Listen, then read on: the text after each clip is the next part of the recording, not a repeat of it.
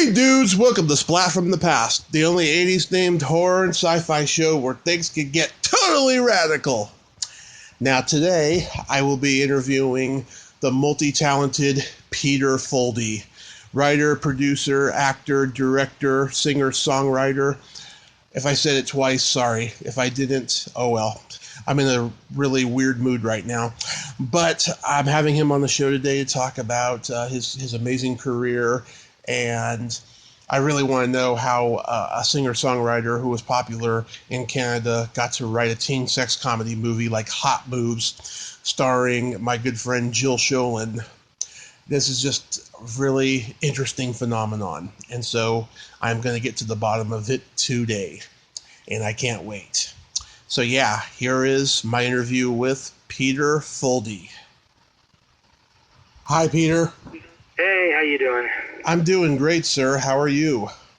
Good. Just got your email just a second. Ready when you are. Okay. Good. Timing. I usually send that email out like a minute or two before. It's such an honor. Thank you for taking the time today, sir.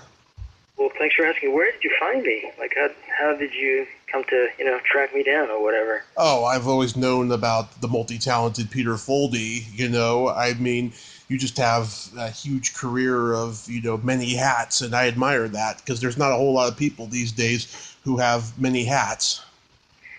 I have a couple, that I try and wear the best I can, it's yeah. Anyway, well, we'll save all this for the chat, but yeah. Yes. So, is this do you have just like a blog, or where do you post this? Or? I put it on YouTube. Yeah, it's YouTube. It's my version of a podcast. Podcast, nice. Is that the easier way to do podcasts? Just YouTube it? I find that it is. Yeah, I mean, some people put it on iTunes or one of those outlets out there for it, which I plan to do in the future. But right now, it's just easier for me to upload to YouTube. Nice. Yes. Yeah. Okay. Well, I'm ready when you are, I suppose. Okay. Ready as I'll ever be. Okay. So, going back in time, I was reading that you spent some time in Australia growing up, and that you were childhood friends with the Gibb brothers from the Bee Gees. This is true. Yes, actually, I was born in Budapest, Hungary, and my family and I, when I was a little kid, we escaped from communism, and that was a whole harrowing spy movie type situation. We had to crawl under barbed wire, and we made our way into Austria, not Australia, but Austria, next to Hungary, and we were sort of refugees for a while, for a minute or two, and then ended up in Vienna, and we got onto a ship that got us out to Australia. So yeah, that's where I grew up. I didn't speak English till I was about 10, and basically I always had an interest in music and stuff, so I made friends with a kid called Trevor Gordon, who was a singer, like sort of a boy singer on TV. He was in my school, and he told me he had these friends, these, two brothers, and I should come hang out with them, and they make little movies and stuff, and, I got to their house, and it turned out to be the Gibbs, and it was like, whoa, I know these kids, I've seen them on TV, They were dorky little guys, but really, really nice and really funny and very precocious. Barry was older, he was already sort of, had a girlfriend and all this stuff, so I didn't see a whole bunch of him, but Morris and Robin were closer to my age, and they were pretty amazing, like nobody I can't talk here, nobody like I'd ever met before. The Beatles had come out not that long earlier, and they had that Liverpudlian, that kind of dry, funny English sense of humor, and the Gibbs had something very similar. And they also had this incredible talent. Like, they would pick up guitars and just go into 3-part harmonies, and you go, oh my God, these guys are amazing, They, to hear that live in a living room, that was like wild. Yeah, so that was cool. And they were a big inspiration to me in terms of pursuing music and also pursuing film, because we were doing, like I said, we were making these little 8mm movies on weekends, and, the whole thing just was fun and inspiring. Yeah. Did they begin your interest in music, or was it already there? I already had an interest in music. Like, my family told me that when I was a little kid, I used to get up and sing and stuff at family functions. And I think it might come from my grandparents, who started taking me to, like, operas and stuff. This is in Budapest, taking me to operas and operettas, which are kind of lighter operas and musical shows and stuff. And I remember seeing a show with some kids in it, thinking, I want to do this. Wow, I want to be up there like that. But in those days I wasn't really shy. I got shy later as I hit about 12 or 13. But I hit it well, but I was sort of shy. But so I did have an interest in music prior to that, and actually. Before I met the Gibbs, I auditioned for this little show called Opportunity Knocks that they were on when they were about 11 or 12. It was this terrible, terrible little tiny talent time, like junior talent show in Sydney, hosted by this pompous old English guy called Desmond Tester. And, there's a great clip of the Bee Gees on Opportunity Knocks that you can see on YouTube. It's worth checking out. I think it's probably their first TV appearance. Anyway, so I was on that show as well. You have to audition for it, and it was kind of like a contest or something. And I sang a song that was completely wrong for me to sing, but somehow I got through it. And I just remember sort of loving that experience, the combination of, like being really afraid to get up and do it, but when you do it, it's so invigorating. It's like that stage fright, like a moment before, and then when you walk out on stage, it just disappears. And I also remember to this day the smell of the studio, the paint and the wood and everything. And I still, when I get a whiff of that, like if I'm like in some construction site and you kind of smell that wood paint smell, it just flashes me right back to that first time I walked into a TV studio. So it's a good memory. Oh yeah. Did you have any clue though that the Bee Gees would become as popular as they did? In the back of my mind, I probably always thought that they would be huge, but you got to remember, I was living in Sydney, and they were already pretty big. They were on television regularly. They were working live gigs and stuff. I was telling somebody this the other day. They weren't like teen stars or teen idols in those days. What they were is they were adult entertainers. They were little children performing for adults in nightclubs, because that's the only way you could make money. So they were working these gambling casinos. They were called returned servicemen leagues, the RSLs, because they could have legalized gambling, and they had the money to pay for performance. So both my friend Trevor, who I met the Bee Gees through, and the Gibbs would perform an adult act. They were doing like the Mills Brothers act, singing, Bye Bye Blackbird and songs like that. They weren't doing rock and roll. So they really didn't, really happen until after I had left Australia, probably 67, 68, they started having some pop hits when they started growing their hair and started looking like rock stars, as opposed to they used to wear these little checkered vests with BT on it and stuff. So they were kind of cornball-y, and so people didn't, kids didn't relate. They weren't sexy, they were like kind of dorky, especially Robin with those funny teeth and everything. So, but it wasn't until they got into the rock and roll thing that they started really resonating with kids. And I had left by that point, and I figured, I didn't know. I wasn't sure. I mean, I knew they had incredible talent, but I just couldn't see that far. I saw them as big. To me, they were famous in Australia, and I was excited to hang out with them because they were famous and because they were fun. But I remember being in Toronto, 67, 68, something like that, being in a car with somebody, and this record came on, and the guy said, that was the Bee Gees, and I went, oh my God. I remember just having this weird feeling, holy crap, I know these people, and they're on the radio. That was such a big deal to hear someone on the radio.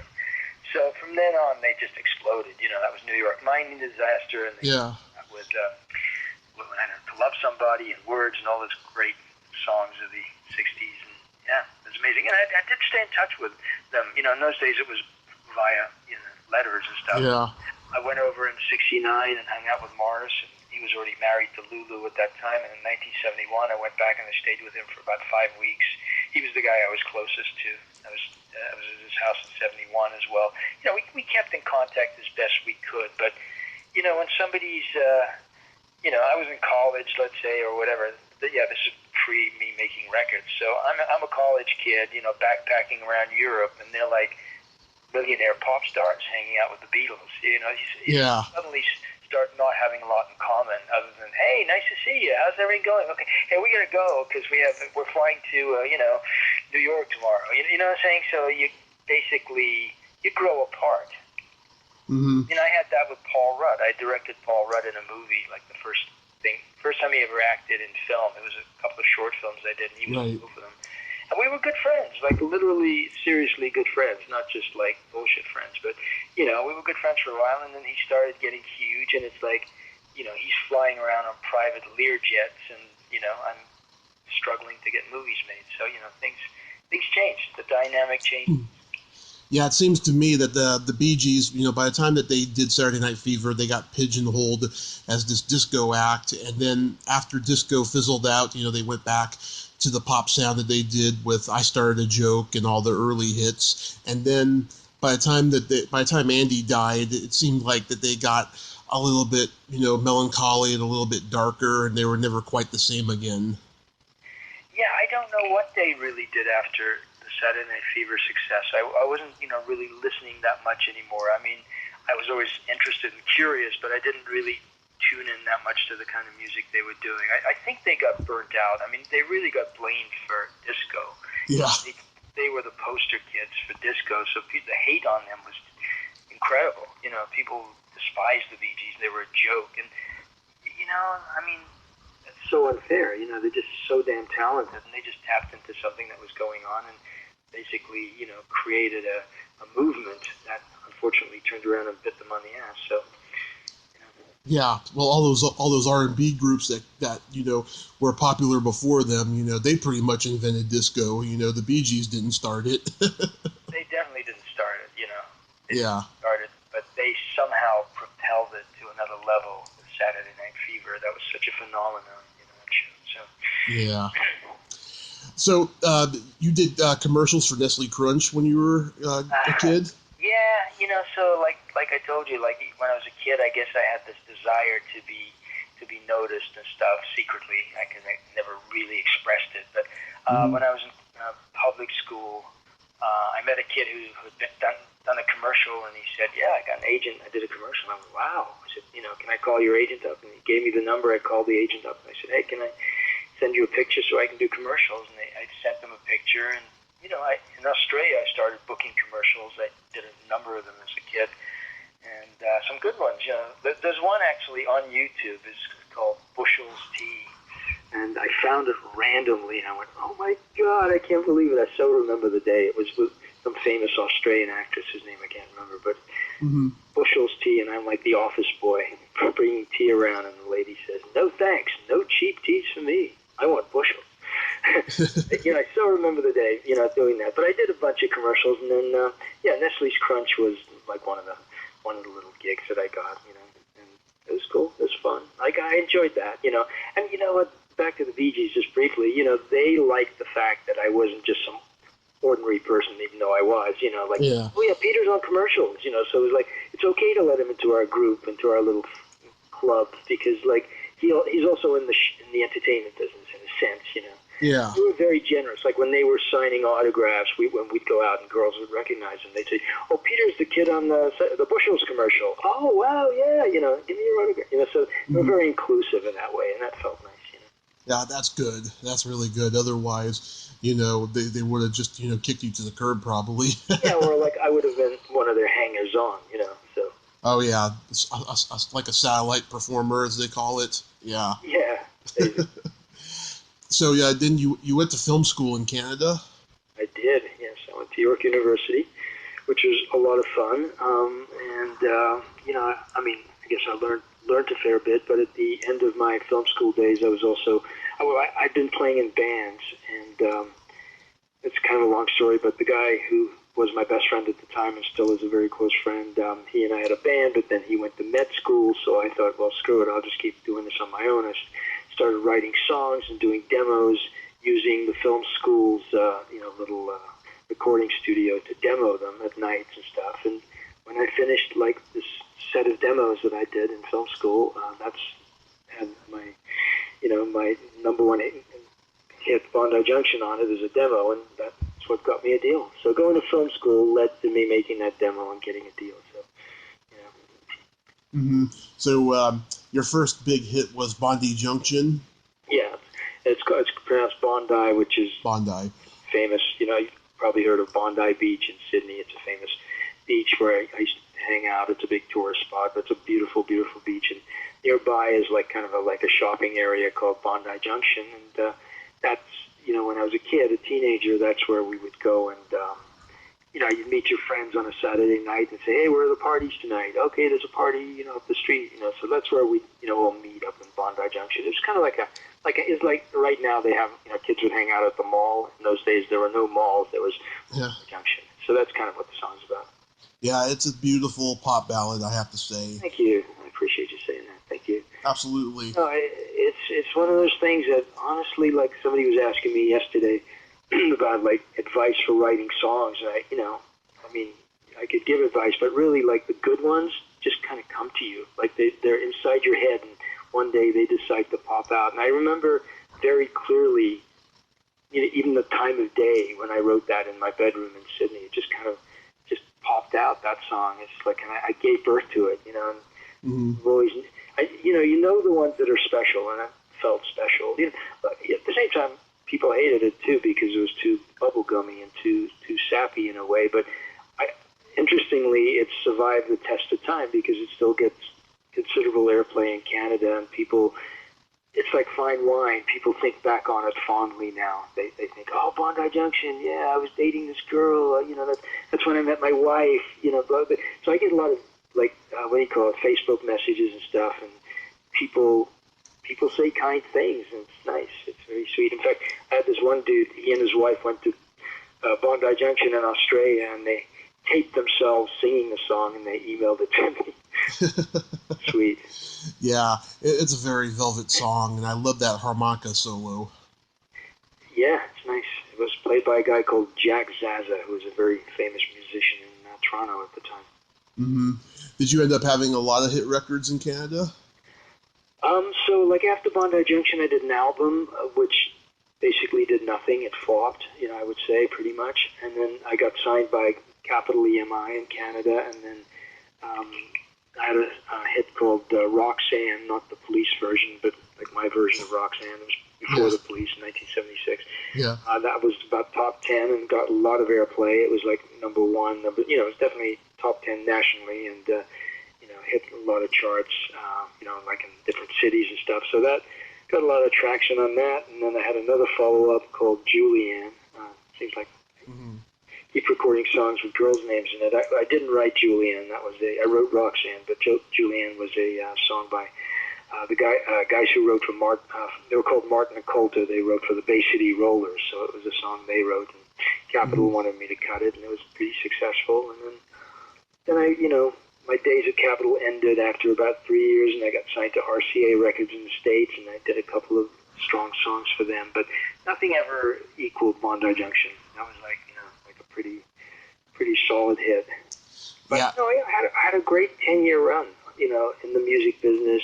I opened for the Hollies across Canada. Nice. So I'm very grateful. I was on major labels and making a living and just being a recording artist. And wow, not many people can say they survived 10 years doing that. But I'm fortunate to say I did. Yeah, there was a lot of great musicians in Canada in the 70s. Did you ever encounter any of them, like the Guess Who or Bachman Turner Overdrive? I never met those guys, but I did sort of encounter loads of people. Like, you do sort of run into people at award shows or, music industry events. Bachman Turner I never did meet. I met Anne Murray, and I met a bunch of people. I can't even think of who right now, but, you kind of run into them because it's a small business in a sense, so, Yeah, I met a Canadian stuntman. He told me he was a sound engineer for studios for a while in the mid-'70s in Canada, and I mentioned if he had worked with all these Canadian rock bands that I like, and he was very impressed that I knew some of them, because some of them were pretty obscure. Well, where are you located? I'm in Redding, California. Oh, nice. I'm originally from San Francisco, though. Fantastic. And so you follow the music of that era? Oh, yeah, I love classic rock. My dad brought me up on that, and I had rock and roll books when I was a kid. I found out, where the bands were from, where the musicians were from that I liked and stuff. And I found that I liked a lot of Canadian musicians. There was some great music in the 70s in Canada. A lot of great pop records, and I actually have written a show about that era, like a little stage musical kind of in the vein of Forever Glad, which is like there's 4 people performing old songs. So this is kind of like a sweet little review play, and I'm trying to get that mounted in Canada. It's very hard to get anything set up and financed, but I'm working on it. It's a cool show, and it features a lot of the hits of the 70s, Canadian hits of the 70s. So something I'm working on, another one of my little side projects. And any folk stuff like Neil Young and Joni Mitchell? I think I have Heart of Gold might be in that show, but no Joni Mitchell. But again, the songs are subject to change. Like the first draft has like about 20 songs in it, but I think Neil Young, but not Joni. Oh, that's cool. But I love those guys. Mm-hmm. Absolutely. You had a couple uncredited movie roles in The Paper Chase and The Last Detail. Yeah. Do you have any good stories about those? Yes, kind of. In Canada, I was pursuing, while I was in college, besides doing music, I was also trying to do commercials, and I did a number of them in Canada. I don't know how many, a few, 4 or 5, maybe more. And so I'd also, I had an agent, and so somehow I got into the Paper Chase. I was in film school at the time, and they wanted college kids to be extras, and it was a week's work. It's decent money to be in this classroom in the Paper Chase. And so I got, my seat was, you always had to sit in the same spot. My seat was in the second row, so I got to watch John Houseman. Mm-hmm. That is the old... Oh, yeah. The old acting teacher. You earned it. He's like early... Sort of, he's one of those old English guys, and I didn't know at the time that he's like kind of a legendary producer, as being an actor. He was a partner of Orson Welles, so I'd never heard of him, and I was so stupid. And he was standing in front of the, near where I was sitting in the seat, while between shots, and I said, "So how are you enjoying making this movie?" He says, "It's very good." And I said, "Is this your first time in a film?" And he goes, "No." I should have done my homework. Of course, there was no IMDb. I didn't realize the guy was a legend, Yeah. Partners with Orson Welles on a whole bunch of projects and a bunch of produced plays and things. So, ironically, when I came to Los Angeles, I landed in a TV commercial, and it was opposite John Houseman. It was just him and I were the only 2 people that had dialogue in this commercial. It was for Australia. So I reminded him of being in the Paper Chase, but he didn't care. He said, "Oh, that's great," He just don't bother me, But that was kind of fun. In fact, I have a picture of that posted on my, I think, Instagram or Facebook or something, doing a commercial with John Houseman. Mm-hmm. So that's one story. And the Paper Chase, again, I was an extra in both these things. So, yeah. And in the Paper Chase, I was just seen in Union Station, and Jack Nicholson and Randy Quaid walked by me in the scene, and yeah, it was cool to be in the presence of those guys. Things don't seem that exciting when you're doing them. You go, yeah, this is fun, but then years later you go, wow, I was there, wasn't I? Yeah, and on the Last Detail, you had Hal Ashby directing. Correct. So I got to see Hal in action, and like I said, Jack walking by me and stuff. But I loved being on sets, and I still do. I love being on movie sets. It's a whole world unto itself, and it's very exciting. Both The Paper Chase and The Last Detail were big movies, so there was a lot of moving parts to getting scenes made there. Mm-hmm. So how does Hot Moves come into the picture? How did Hot Moves come into the picture? Well, after I arrived in L.A., my music career was kind of done. It was kind of shut down on me.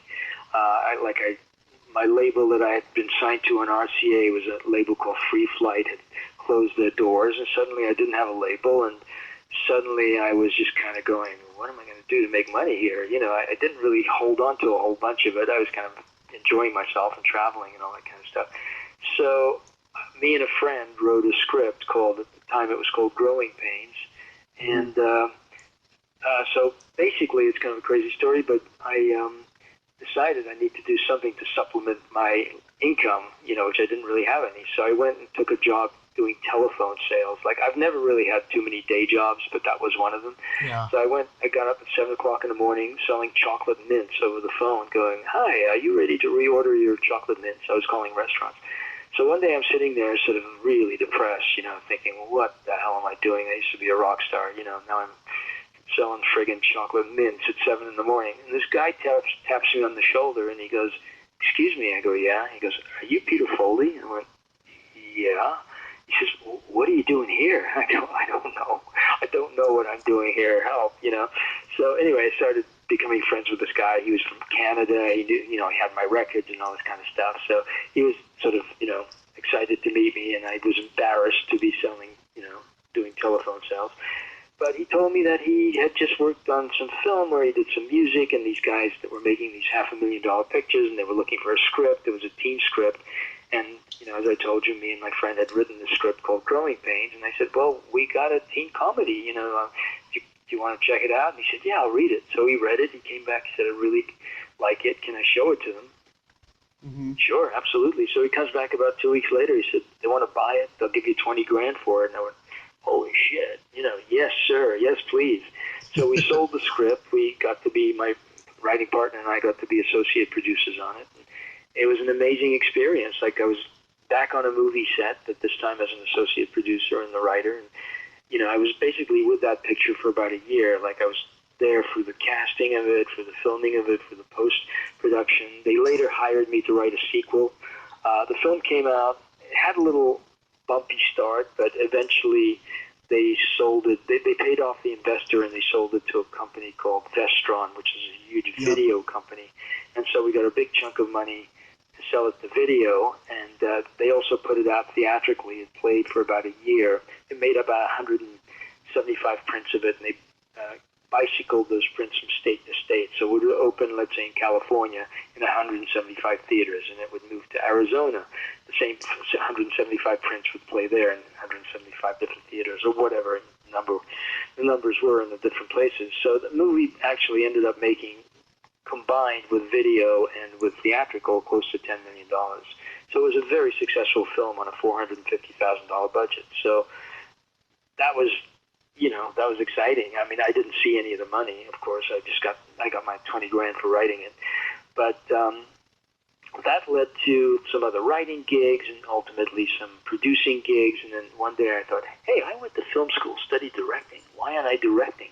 You know, so I thought, I'm going to write something that I can direct. So I wrote a low-budget sort of action thriller type thing, and, you know, like, I kind of willed it into existence. Like, I made it happen, and I you know, just, again, luck played a part. I met some people who were able to help me move it forward and get it made.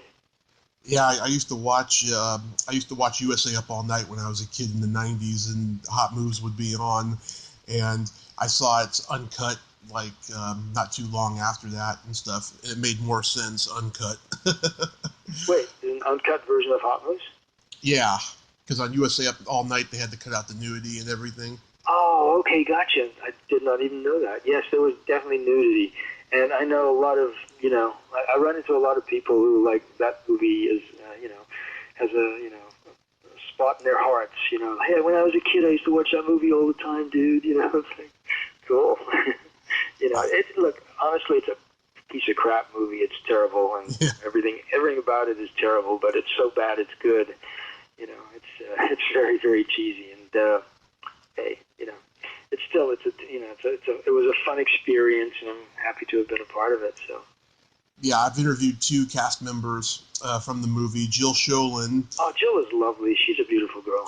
She is a national treasure, and I'm supposed to have her on again soon, maybe this upcoming week. I have to check with her tomorrow, but I love talking to her. I mean, I expected to be on the phone with her for like 30 minutes. We talked for 2 hours and 25 minutes because she was just so interested in what I had to say, and she had a lot to say, you know. What did she say about Hot Moves? It couldn't have been anything good. I'm trying to remember, because we talked about so many of her movies, right? Yeah. But I will tell you this, though. I interviewed Carrie Noonan 2 years ago, and she told me that she never had Hot Moves on her resume because she was so embarrassed by it. Wow. Yeah. Amazing. Well, it was, you know, like, yeah, it was hard. I mean, you know, right now, like, even to make a movie like that and cast a movie like that, you couldn't do it. I mean, we're in the Me Too era, you know. Yeah. Like, we weren't being, you know, blatantly disrespectful to women, but the whole concept of, you know, having topless girls and girls running on the beach and stuff, and it's just it was gratuitous, honestly, and it's sort of embarrassing for that reason. But it was a different time. It doesn't make it right, but it was a different time, and the movie is what it is. It's a standalone representative of that era, and you could say that about American Pie, you could say that about Porky's, you could say about a bunch of those films, but definitely you couldn't do something like that in this day and age, I don't think. Yeah. Is it based on anything that happened to you or the other writer? Not really. I can't say I've ever made a pact with anybody else. I made my own pact. I didn't make it with 3 other guys. But listen, when you're a kid growing up, you do talk about stuff like that, with your buddies. So, I'm sure we drew from personal experiences and personal recollections of being teenagers. And we weren't that far off from being teenagers when we wrote it. I mean, I think I was in my 20s, so, Mm-hmm. Teenage years wasn't that far behind me at that time, so. Yeah. But, so you got into filmmaking afterwards. I noticed you did a movie with Todd Bridges called Homeboys. Right. So after Hot Moves, like as I said, I was, getting hired to write things or polish scripts, and I got hired to write a movie called Homeboys. They had I think they had an outline, and I wrote the screenplay. It was kind of this gang, 2 brothers, one's a cop, one's a gangbanger. This guy called Lindsay Norgard was directing. It was his story. I wrote the script. And that's what led me to directing, because I was on that movie, and I ended up getting to shoot and direct the second unit on that, doing a lot of the B-roll stuff and second unit stuff. And I went, holy God! I mean, this is so much fun. This is what I want to be doing, and this is what I studied. And that's when I decided I'm going to create something that I can direct in the next year, and that's how I came up with Midnight Witness, which was the first thing I directed, which again was done for a very low budget and was a very successful picture, both financially, but just in the way that it really turned out well. I mean, yes, you could look at it and say, this part doesn't work or that part doesn't work. Overall, I think I'm really proud of it as a first feature. I think it was really an accomplishment because the challenges I created for myself were crazy. I didn't know that when you're writing your first film for low budget, you write it about 4 kids at a farm, and the monsters come, you keep it contained. I had car chases, I had people going to Vegas, I had different location move every day. That's not the way to do low budget. But I didn't know any of this, and we still pulled it off. So, I'm pleased with it. We had Jan Michael Vincent, who sadly passed away recently. Yeah. Of the era, we had a guy called Maxwell Caulfield, who had been in Grease 2, and he was a pretty big name at the time. I had an old school movie actress called Virginia Mayo, who was a huge movie star in the 40s. Right. I'm excited to meet her. And really good actors, a great director of photography called Tom DeNovi, who, just really held my hand through the whole thing. And, if I said I want to put the camera, he said, well, I think it'd be better here. He was really a great help in guiding me through my first directing gig. And, there's always stuff that goes on. There's always things and challenges and heartache, but we got through it, and it was really good. It was a very ambitious film, and I think it looks friggin' good. I really do. Yeah, I like Midnight Witness. I'd forgotten you made it until you just brought it up, and I wanted to ask you, what was it like working with Kelly Maroney? Kelly's a sweetheart. Yes.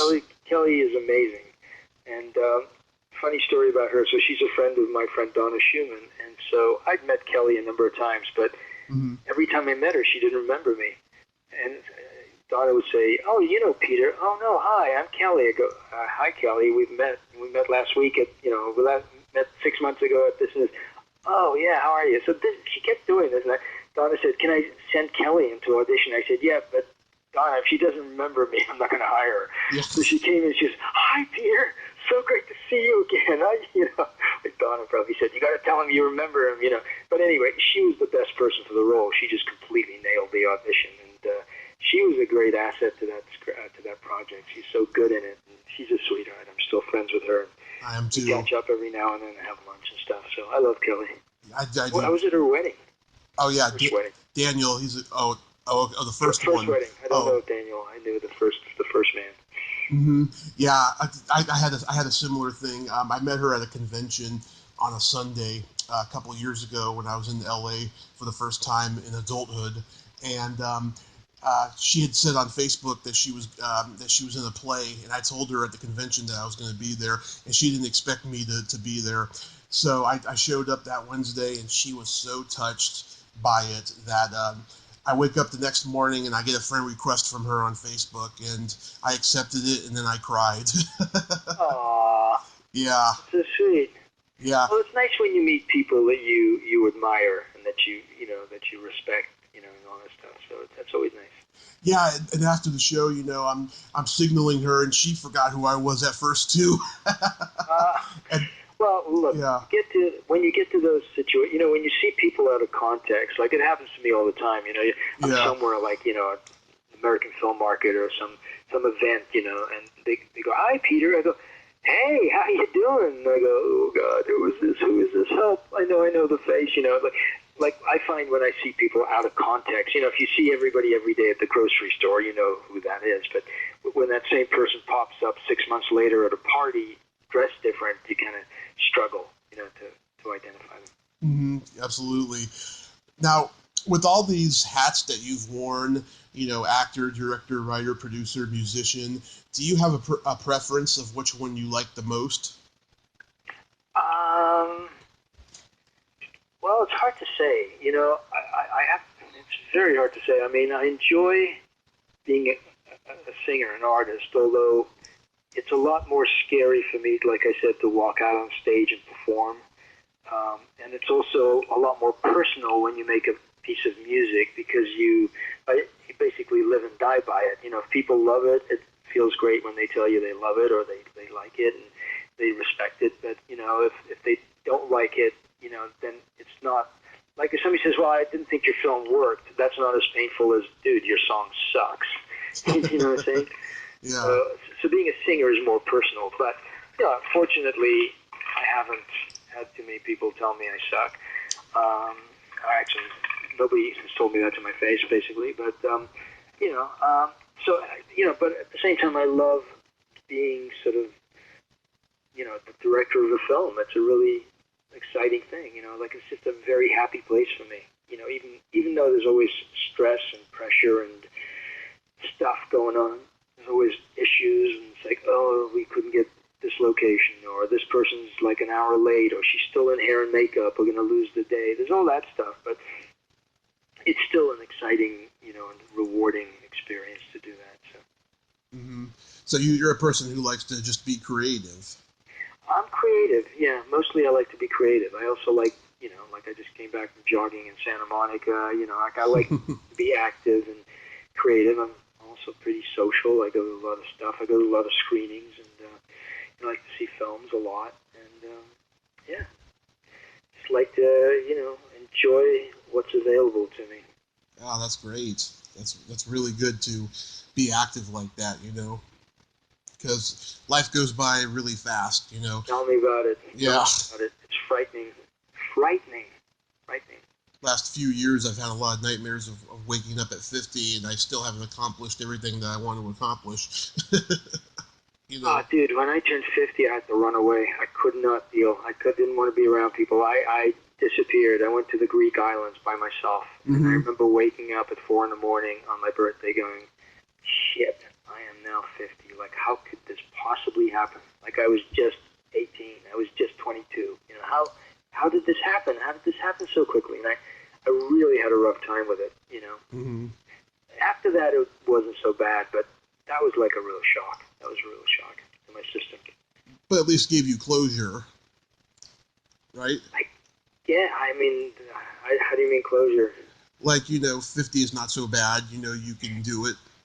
Yeah, like you get through it, and then, the other birthdays, don't feel quite so bad. It's like, yeah. But, let's face it, time marches on, and you see people passing away and stuff, and it's kind of scary. But, you can't dwell on it. You just have to enjoy it and hope that you have everyone's going to get old. The people who stay alive are going to get old. You just want to be a healthy, older person. You want to make sure your health is intact the best you can keep it.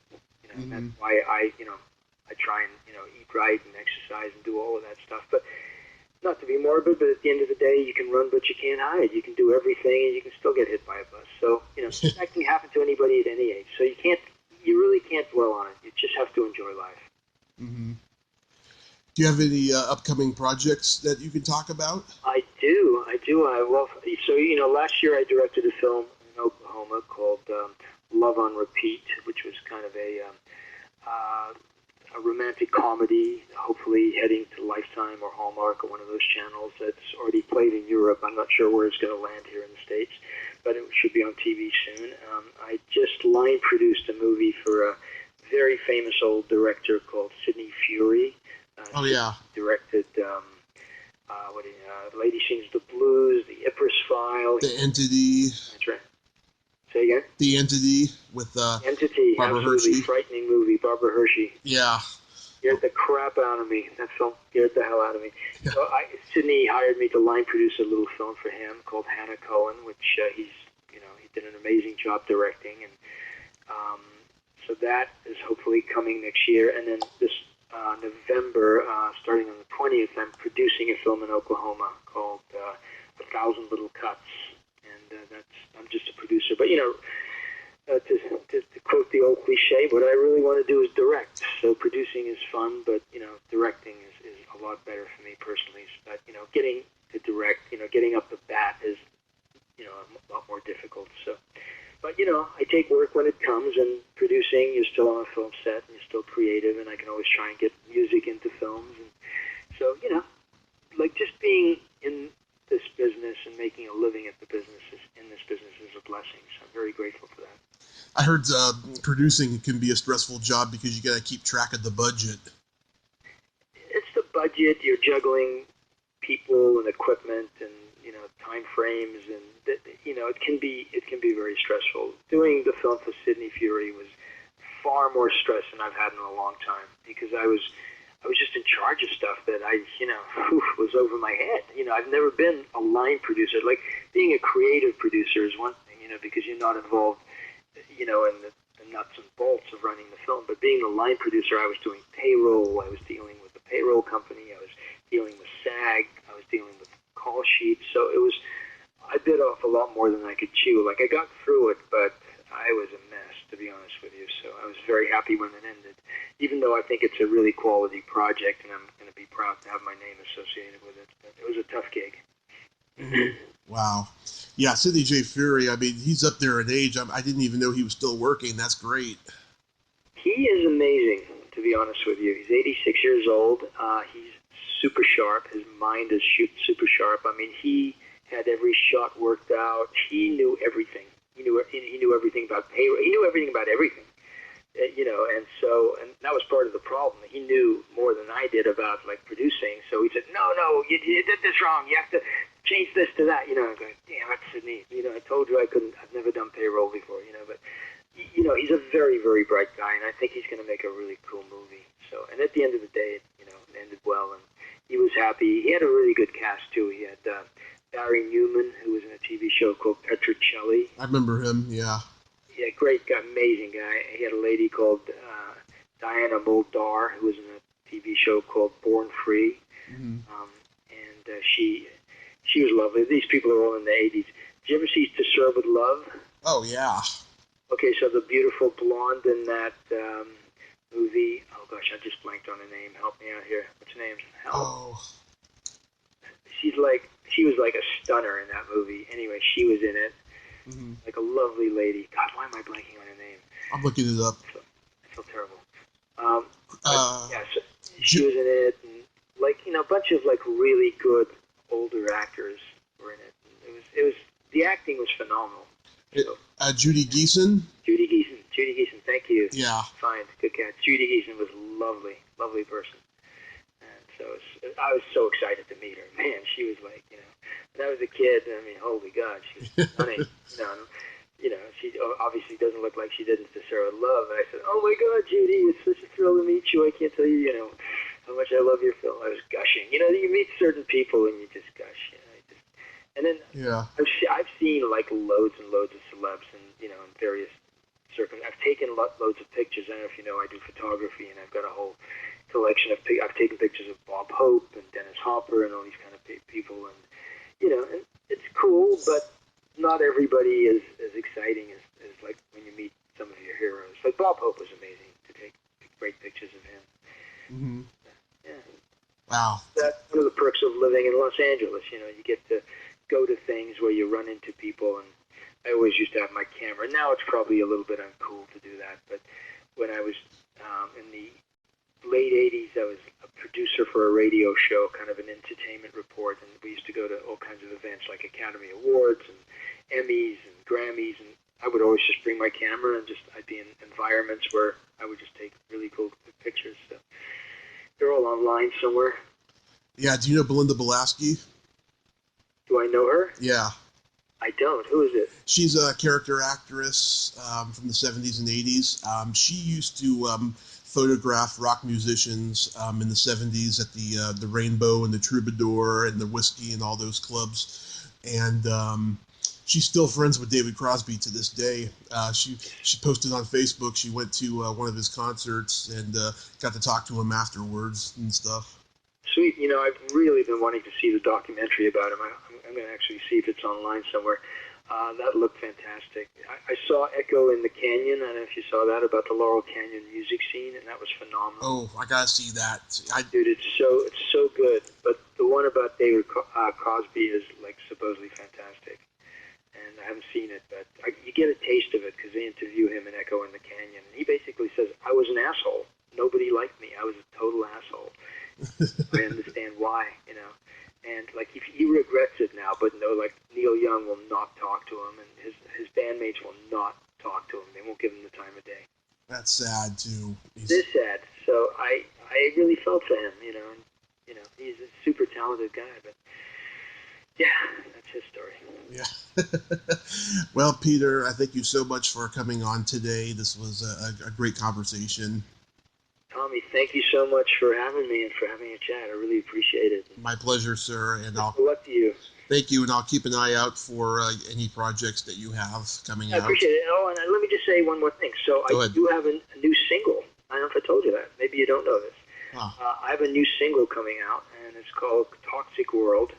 And street date is next Friday, November the 8th. I don't know if that's in time for you to put this up on YouTube. But, oh, yeah, this will be out later today.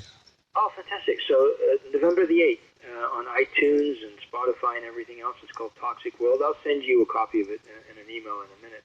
But, yeah, it's a really good song, and I'm very pleased with it. I worked on it with a producer who does Jennifer Lopez and Ariana Grande. So it's got a real current feel to it. You know, it's a really, I think, a catchy, radio-friendly pop song. It's already getting some airplay in Canada. And so once again, I've dipped my toe back into the music world because I can't leave it. You know, I'm an addict.